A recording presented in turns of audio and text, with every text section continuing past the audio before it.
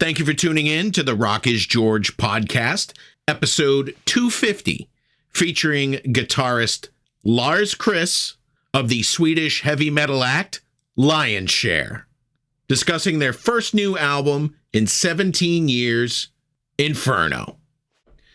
Today we're talking about the upcoming album by Lion's Share called Inferno. It's set for release on March 27th through Metalville. It's been 17 years since your last album, Dark Hours, in 2009. What's been going on with Lion's Share? Around the time we put out our previous album, Dark Hours, in 2009, I thought the record industry went into some kind of turmoil. Spotify had just started and record shops were shutting down. Record labels were shutting down. It was crazy.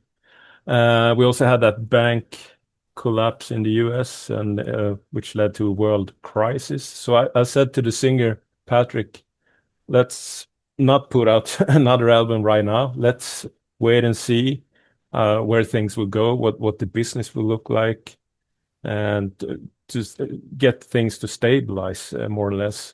But we didn't stop writing songs. We wrote for the next album a couple of times a year, and we also played some live shows still.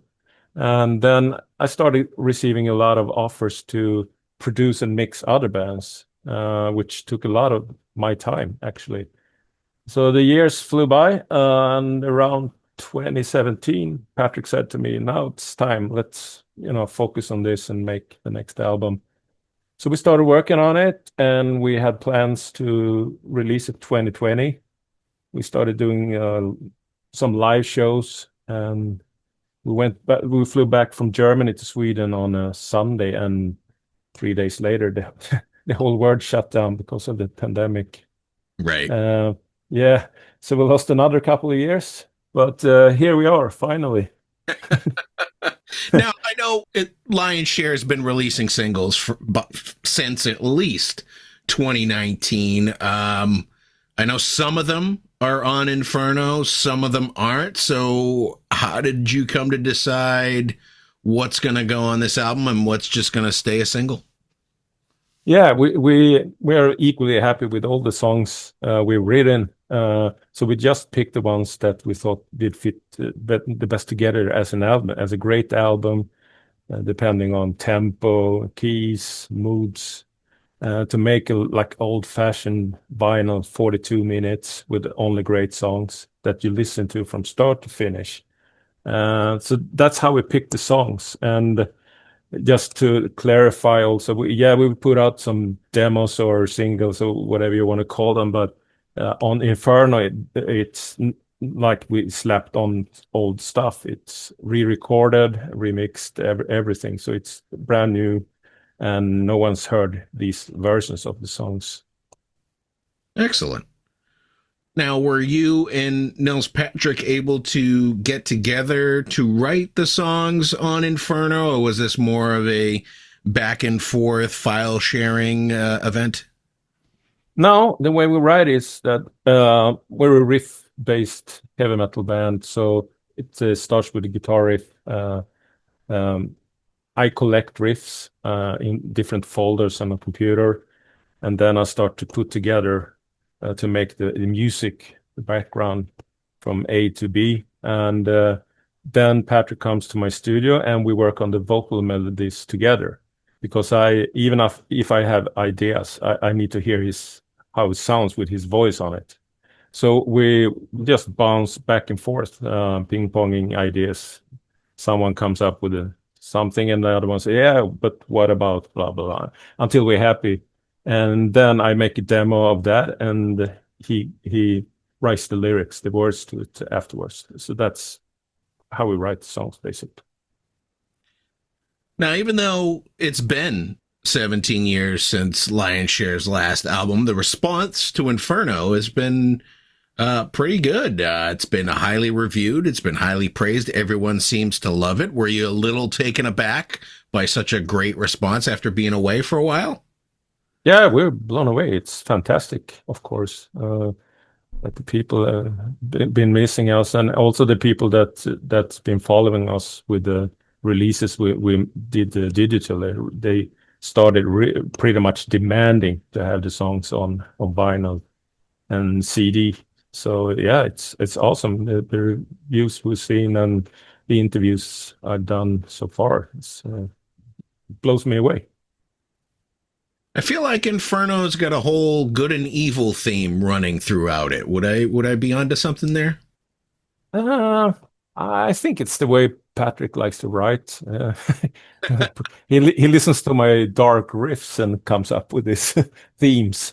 But I think it's a little bit of everything. We we don't have any set rules. It's as long as we stay away from politics and religion, it can be whatever. So I basically think it's heavy metal lyrics. Absolutely. And the song that seems to be getting the most attention right now is Pentagram. Mm-hmm. Why don't you tell me how that song came together from your point of view?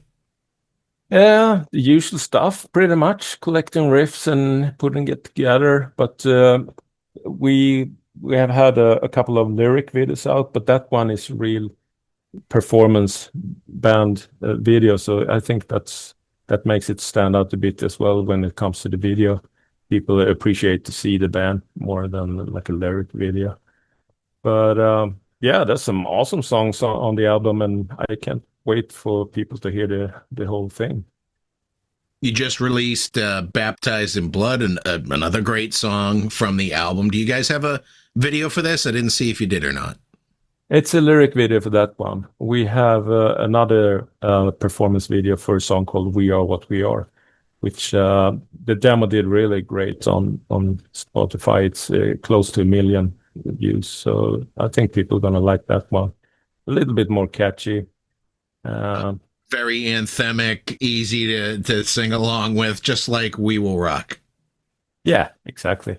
I mean, we're a child of the 80s. We love that heavy metal, new wave of British heavy metal, and Judas Priest, Saxon, Dio, Black Sabbath with Dio and Tony Martin. That's our style. So it's our DNA that what comes out, and people that love that kind of music, I'm sure will love this album.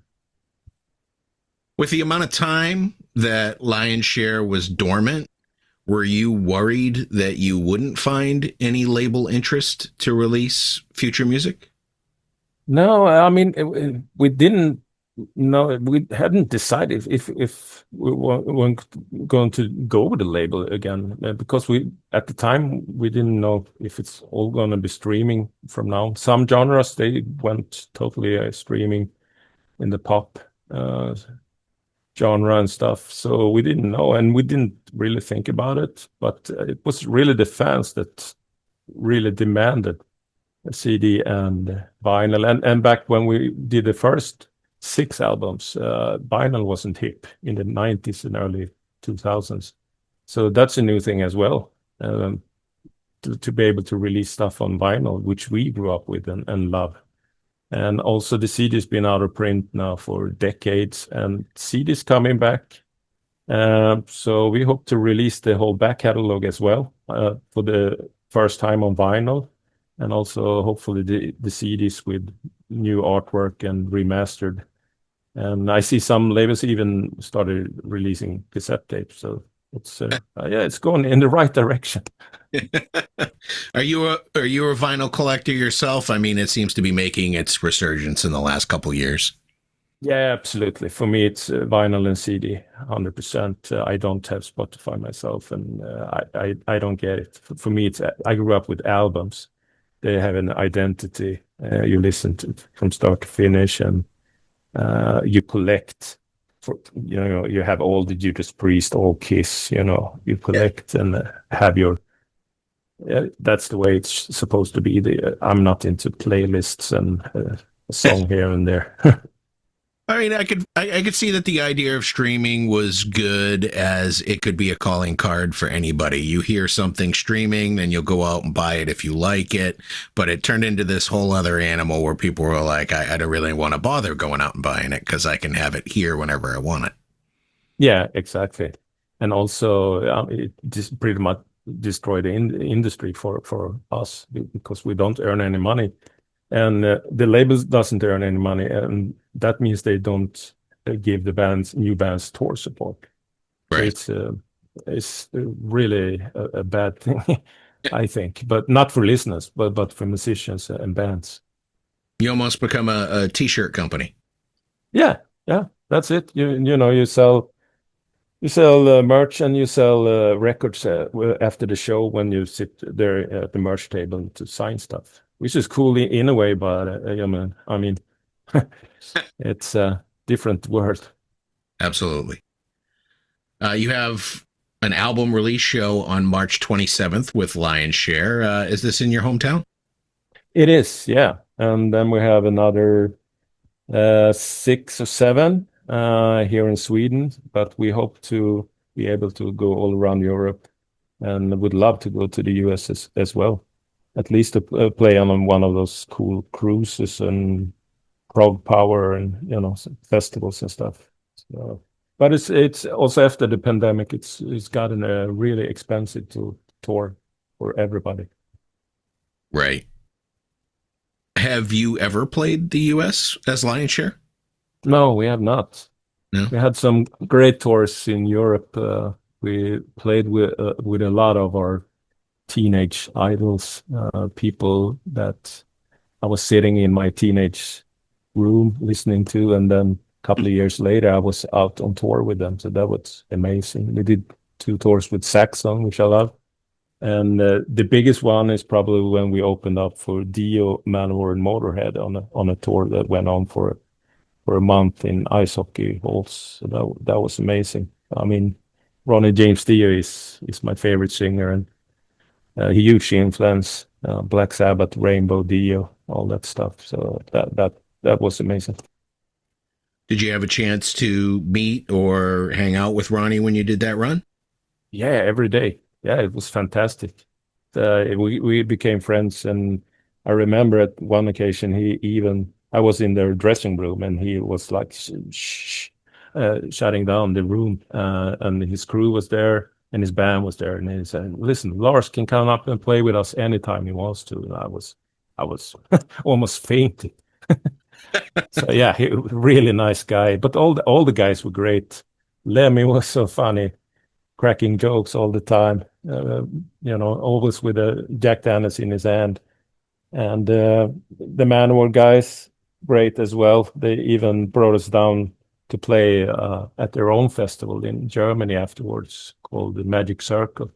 So we have 2 songs from that show on one of the DVDs as well. So while we're taking the stroll down memory lane, why don't you take me back to the first Lion's Share album, which was self-titled. It came out, the internet says, either 94 or 95. Were you still an independent artist at that time? Yeah, I mean, the usual stuff. We got together, we made a demo, and our manager took it down to one of these conventions, and we got a record deal in Japan first. So we just went into the studio and got the ball rolling. How was the reception in Japan? I know that's kind of how Mr. Big made a name for themselves. Yeah, it was great. And back then you did sell CDs even here. So that was amazing. But I mean, yeah, we got picked up by Central Media for the second album. So yeah, it went from there. How different does the 1994 Lion's Share sound from the 2026 version of Lion's Share? People say it's a huge difference. It's hard for me because I write the same way. My biggest influence is Tony Iommi and his kind of doomy, dark riffs. Also the more aggressive riffs, like Judas Priest, Accept and stuff. So that's the way I've been writing all the time.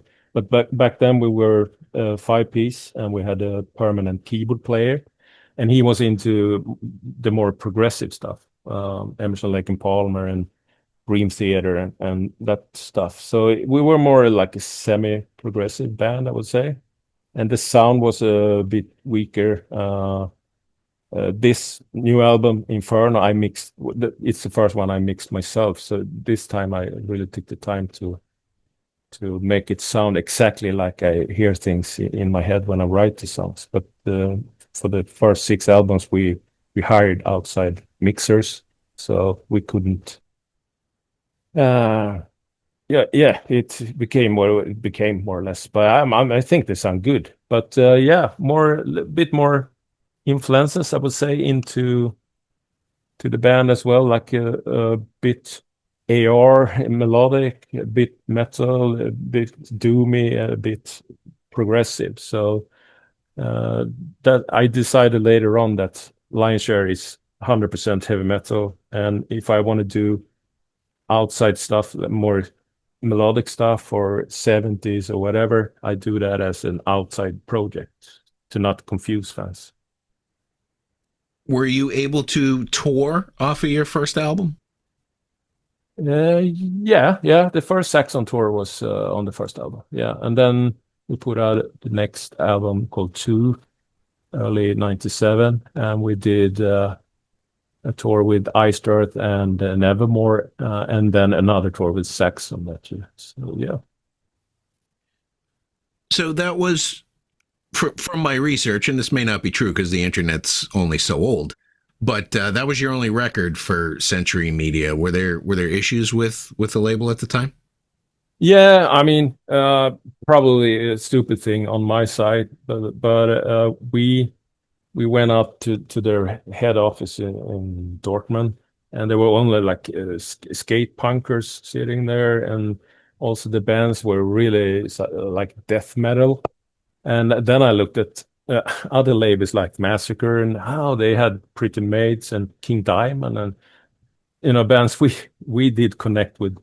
So we actually fought away from that deal, which in hindsight was stupid, but we didn't know then, or I didn't know. But the grass isn't always greener on the other side. So Lessons learned. yeah. How did you decide on the name Lion's Share for the band?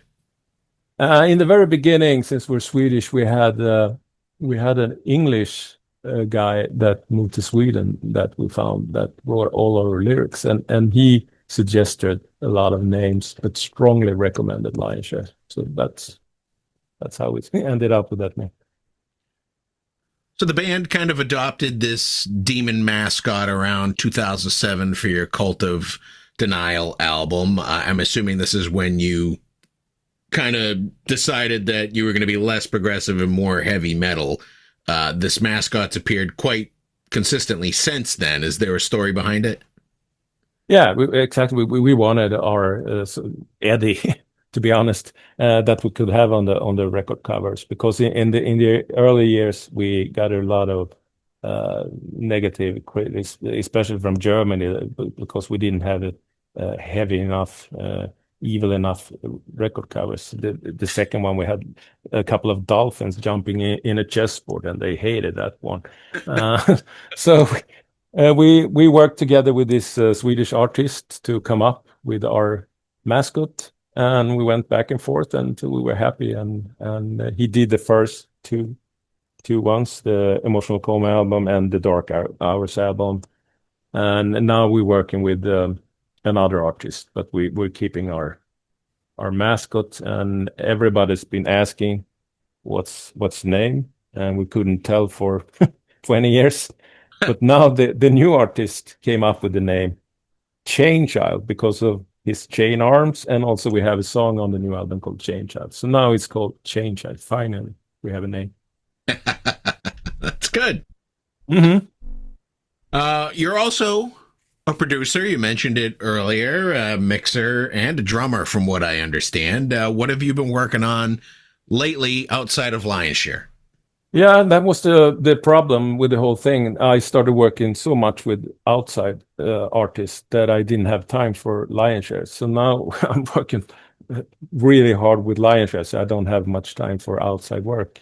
But there's some stuff here and there. I work closely with a good friend of mine that had his band Impera. I've been involved in all their albums, but I've been a co uh, I've been a guitar player and a co-writer on the last couple of albums. And the last studio album, we had Snow Show on drums. We had John Levin from Europe on bass. And we got the opportunity to open up for Kiss, my first, my oldest heroes since I was 8 years old. Finally, they were supposed to play their last ever show in Sweden, in Gothenburg, and we got to open up for them. They came back and did another one afterwards. But yeah, that was amazing. Sold out arena, playing for the guys that really started it, that made me pick up a guitar and started playing in bands.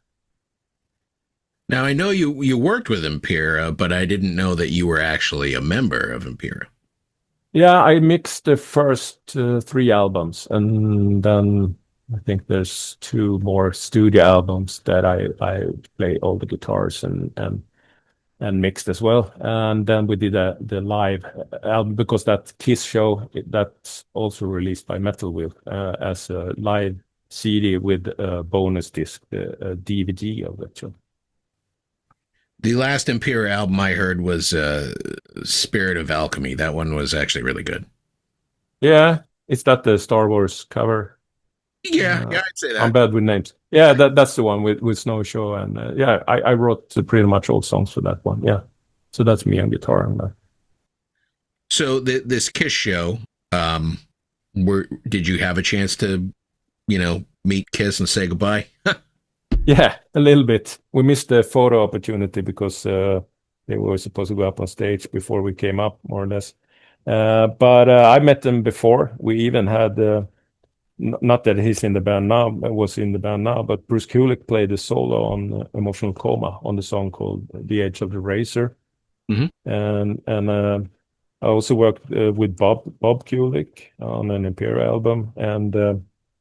But I met all the guys except for Mark St. John and Eric Carr through the years. Mm-hmm. You also worked on Nils Patrik's solo album last year, the War and Peace album? I did all three of them. So that's another thing in this 17 years. It's as much work for me to do one of his albums as it is to make a Lion Share album. Because I'm playing on it, arranging it, and mixing it, and producing it, and everything. So I did all three of them, and it's basically it's Lion Share because it's the same lineup. So it's the difference is how the songs are written. He writes the original ideas for his albums, and I kind of refine them and produce them. So that's the difference. Yeah, and he writes the melodies complete by himself as well. Are you also working on an album with the Finnish group Oz? Yeah, I mixed two, almost three, but I'm not sure when they're going to release the third one. I was actually kind of surprised to see that they're back around. I thought they had disbanded a long time ago. No, I think they reunited, I don't know, 2010 maybe, and then did one album, and then they've done three with me after that. So the band leader and the drummer, he lives here in Stockholm since 82 or 83. Mm-hmm. I guess sometimes these things don't get out to America here where I can get a good look or listen to them. Yeah, okay, yeah. I think they were AFM on the first album I did, and then the one I went to Massacre. Oh, okay. Records. Mm-hmm. Well, Lars, those are all the questions I have for you today. The new Lion Share album is Inferno. It's a great one. It's a heavy one. It's definitely classic heavy metal. It comes out on March 27th through Metalville, and I want to thank you for taking the time to tell me more about it today. Thank you for having me, and I'm a huge fan of your YouTube channel, so it was an honor for me. Well, I appreciate that. It's nice to hear feedback from other artists, and I'm glad that we had this opportunity to talk today. You're doing a great job. Keep it up. Once again, I want to thank LARS CHRISS of Lionshare for coming on the Rock is George podcast. Be sure to check out their latest album, Inferno, out on March 27th through Metalville Records. Head over to your favorite music streaming platform. Take a listen to the album or what's available. If you like what you hear, buy a physical copy. Support the artist. For all things Lionshare, head over to their official website, lionsshare.org. I also want to thank Nathan T. Burke and Metalville Records for making this interview possible. You've been great. I've been George Dionne. Discover your next favorite artist on the Rock is George podcast.